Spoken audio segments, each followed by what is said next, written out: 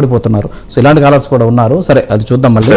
మీ దగ్గరకు వస్తాను. కొట్టే మల్లికార్జున గారు, ఒకటి ఈ రోజు ఆ పేపర్లో వచ్చినటువంటి యాడ్ సరే అందరూ కూడా చూశారు. సో దాంట్లో ఉన్నటువంటి అంశాన్ని ప్రైమ్ 9 ఎక్స్క్లూజివ్గా వెలుగులోకి తీసుకొచ్చినటువంటి పరిస్థితి. ఇప్పుడు దీని మీద ఎన్టీఏ అనేది నేషనల్ టెస్టింగ్ ఏజెన్సీ అనేది జాతీయ స్థాయిది. మీరు జాతీయ పార్టీ అధికారంలో ఉన్నటువంటి ఎన్డీఏ పార్టీగా మీరు దీని మీద ఏం చేయబోతున్నారు? సార్ ఒకటి సార్, ఖచ్చితంగా ఈరోజు గౌరవనీయులు భారత ప్రధాని గారి నరేంద్ర మోదీ గారి నాయకత్వంలో రాష్ట్రాల్లో ఉన్నటువంటి కేంద్రంలో ఉన్నటువంటి అన్ని రాష్ట్రాలకు దాదాపు 29 రాష్ట్రాలకు కూడా మేము మార్గదర్శకాలు ఆల్రెడీ గైడ్లైన్స్ ఇచ్చారు. మనం మాట్లాడుకున్నట్లు ప్రతి ప్రైవేట్ స్కూల్స్ కావచ్చు, కాలేజెస్ కావచ్చు 25% ఖచ్చితంగా సీట్స్ అలొకేషన్ చేయాలని చెప్పేసి రూల్స్ అండ్ రెగ్యులేషన్స్ ఖచ్చితంగా సార్. మా ప్రభుత్వం కేంద్రంలో ఉంది, అదేవిధంగా ఆంధ్రప్రదేశ్ రాష్ట్రంలో ముఖ్యంగా ఎన్డీఏ నేతృత్వంలో డిప్యూటీ సీఎం పవన్ కళ్యాణ్ గారు ఉన్నారు, అదేవిధంగా చంద్రబాబు నాయుడు గారు ఉన్నారు, అదేవిధంగా HRD minister central Dharmendra Pradhan గారి దృష్టికి కావచ్చు, అదేవిధంగా ఆంధ్రప్రదేశ్ హెచ్ఆర్డి మినిస్టర్ నారా లోకేష్ గారికి, ముఖ్యంగా తెలంగాణలో కేంద్ర మంత్రివర్యులు దాదాపు 3 కేంద్ర మంత్రివర్యులు కూడా ఇక్కడ ఉన్నారు. కిషన్ రెడ్డి గారు కావచ్చు, బండి సంజయ్ గారు కావచ్చు, లక్ష్మణ్ గారు. ఖచ్చితంగా వీళ్ళందరి దృష్టికి మేము తీసుకెళ్తాం. ఇంకా ముఖ్యంగా గమనించాల్సిన విషయం ఏంటంటే సార్, ఈ రోజు భారతీయ జనతా పార్టీ కావచ్చు, లేదంటే ఇతర రకాలకు సంబంధించినటువంటి స్టూడెంట్ కాంగ్రెస్ కి సంబంధించి కావచ్చు, లేదంటే ఇతర పార్టీలకు సంబంధించినటువంటి విద్యార్థి నాయకులు కూడా ఉన్నారు. ఖచ్చితంగా వాళ్ళందరి సలహాలు సూచనలతో ఖచ్చితంగా పేద బడుగు బలహీన వర్గాల ప్రజలకు సంబంధించి ఇలాంటి ఇష్యూస్ తీసుకొస్తాం. ముఖ్యంగా కార్పొరేట్ స్కూల్స్, కాలేజెస్ యొక్క ఫీజులను అరికట్టే ముఖ్యంగా ఇన్ఫ్రాస్ట్రక్చర్ డెవలప్మెంట్ ఆల్రెడీ చేస్తుంది సార్ సెంట్రల్ గవర్నమెంట్. దానికి నిదర్శనమే 2014 నుంచి 2024 వరకు 70,000 కోట్ల నుంచి 90,000 కోట్ల కేటాయిస్తే ఈ బడ్జెట్ 2024 నుంచి 2025 బడ్జెట్ లో దాదాపు 1,00,000 కోట్లకు పైగా ఈ రోజు మోదీ గారి నేతృత్వంలో ఈ రోజు ప్రవేశపెట్టామంటే సుజాతమ్మ గారు ఖచ్చితంగా ఇక్కడ ఖచ్చితంగా ప్రభుత్వం కేంద్రంలో ఉన్న రాష్ట్రాల్లో ఉన్న మా ప్రభుత్వం ఒకటే, సబ్కా సాత్, సబ్కా వికాస్, సబ్కా విశ్వాస్, సబ్కా ప్రయాస్. అంటే అంబేద్కర్ గారి జయంతి ఈరోజు. సో ఈరోజు of the people, by the people, for the people, serve the people అనే నినాదాన్ని ఖచ్చితంగా మేము తీసుకెళ్తాం. మా ప్రభుత్వం ఆల్రెడీ 29 రాష్ట్రాల్లో 21 రాష్ట్రాలు ఎన్డీఏ కూటమిలో ఉన్నాయి. మిగతా రాష్ట్రాల్లో కూడా ఆ రాష్ట్ర ప్రభుత్వాల యొక్క నాయకత్వాలని వాళ్ళ సలహాలు సూచనలు తీసుకొని ఖచ్చితంగా ఇలాంటి స్కూల్స్, కాలేజీ యొక్క ఫీజు జులుమును, మాఫియాను అరికట్టి ఖచ్చితంగా చర్యలు తీసుకుంటాం. ఖచ్చితంగా మేమందరం పోరాడతాం సార్. ఓకే, ఇక్కడ మాకు కేంద్రంలో ఉన్నటువంటి బీజేపీ నుంచి మీరు, రాష్ట్రంలో అధికారంలో ఉన్నటువంటి కాంగ్రెస్ నుంచి కాలువ సుజాత గారు మాకు ఈరోజు డిబేట్లో ఉన్నారు. ఖచ్చితంగా మీ ఇద్దరు మీ అధినేతలతోటి మాట్లాడతారో లేకపోతే అధికారులకు ఇన్స్ట్రక్షన్స్ ఇప్పిస్తారో తెలియదు, కానీ ఖచ్చితంగా ఈ మాఫియాను అరికట్టాల్సిన బాధ్యత ఉంది. పేదాలు అండి, కనీసం తిండి. కేంద్రంలో ఉన్న బీజేపీ దీని మీద ఉక్కుపాదం మోపిందో లేదో నాకు తెలియదు, తెలుసు మనకందరికి, కానీ ఎక్కడ కూడా మార్పు అయితే రాలేదు. విద్యార్థులైతే ఈ రోజు నిరుద్యోగస్తులైతే అవుతున్నారు. కేంద్రంలో ఇచ్చినటువంటి హామీ 2 కోట్ల ఉద్యోగాలు తన రాష్ట్రంలో రాష్ట్ర ప్రభుత్వం మీరు అధికారంలో వచ్చినాక 6 గ్యారెంటీల హామీలు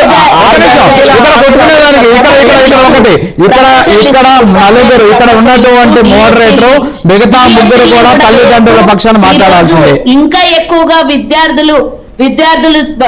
విద్యార్థులకు మంచి భవిష్యత్తు ఉండాలి, మంచి చదువుకోవాలి, ప్రభుత్వ పాఠశాలలకు వెళ్ళాలనే ప్రోత్సాహం మా ప్రభుత్వం చేస్తుంది. కేంద్ర ప్రభుత్వం అయితే ఎక్కడ చేసినట్టు కలిసి చేయండి మేడం, మీరు కలిసి చేయండి, మా బాబాయ్ గారు కలిసి చేయమని మీరు ఇద్దరు కొట్టుకోండి.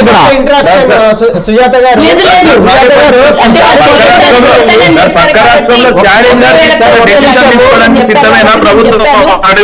ఇప్పుడున్నటువంటి సమస్య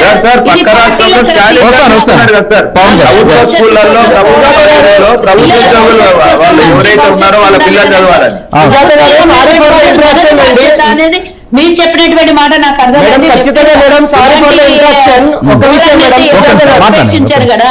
ఇది నేరము, యాక్చువల్ గా చెప్పాలంటే ఇది నేరము. ఈ నేరాన్ని ఎవరు కూడా ఉపేక్షించడానికి ఆస్కారమే లేదు. డెఫినెట్ గా మా దృష్టికి వచ్చింది, మీరు కూడా చెప్పారు కాబట్టి దీని మీద మేము తప్పకుండా చర్యలు అయితే తీసుకుంటాం. ఏదో ఊరికే తూతూ మంత్రంగా మీ మీడియా ఛానల్లో చెప్పి మేము సైలెంట్ గా ఉన్నాం. ఇప్పుడే మీరు పెట్టేసిన తర్వాత మన డిబేట్ అయిపోయాక నేను విద్యా కమిషన్ కి ఫోన్ చేసి నేను డెఫినెట్ గా మాట్లాడతాను. ఆల్రెడీ వాళ్ళ దృష్టిలో ఉండి ఉంటది, బట్ ఇంకోసారి నేను రిమైండ్ చేస్తాను మా ప్రైమ్ 9 ఛానల్ ద్వారా. మరి మనకైతే ఒక ఛాలెంజ్ వచ్చింది, డెఫినెట్ గా ఈ ఛాలెంజ్ ని మనం స్వీకరించి అక్కడ జరుగుతున్నటువంటి మోసాన్ని అరికెట్టాల్సినటువంటి బాధ్యత ఉంది. ముందుగా రిజల్ట్ రాకముందే రిజల్ట్ వచ్చి 300కు 300 మార్కులు వచ్చినాయి ఏ విధంగా వాళ్ళు అడ్వర్టైజ్మెంట్ ఇచ్చుకుంటారు అనేది డెఫినెట్ గా ఒకటైతే నేరము, శిక్ష తప్పకుండా వాళ్ళకి పడాల్సిందే. ఒక నిమిషం కాలర్ ఉన్నారు, ఒక కాలర్ ప్లీజ్, కాలర్ ఇంపార్టెంట్ మనకు. ఓకే ఇప్పుడు ఇక్కడ మనకు వాదోపవాదాలు కాదు. చంద్రమౌళి గారు గుంటూరు నుంచి ఒక కాలర్ ఉన్నారు. యా చంద్రమౌళి గారు మాట్లాడండి ప్లీజ్. Hello sir. మాట్లాడండి సార్. యా సార్ ఇప్పుడు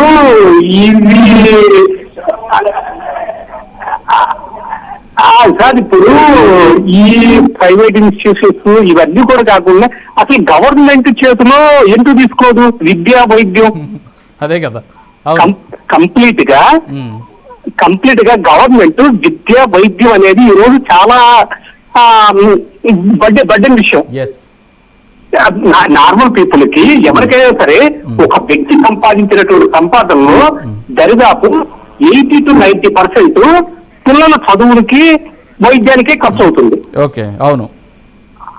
ఈ రెండు మేజర్ విషయాలు గవర్నమెంట్ టేకప్ చేయకుండా మేము ఉచితాలు ఇస్తున్నాము, అవి ఇస్తున్నాము, ఈ ఇస్తున్నాము అని దేనికి ఏం ఉపయోగం? అది అవునండి.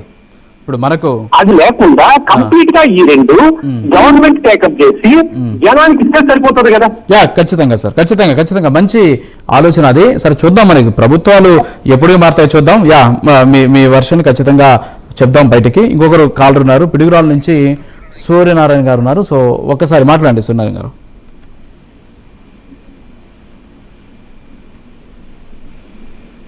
సూర్యనారాయణ గారు.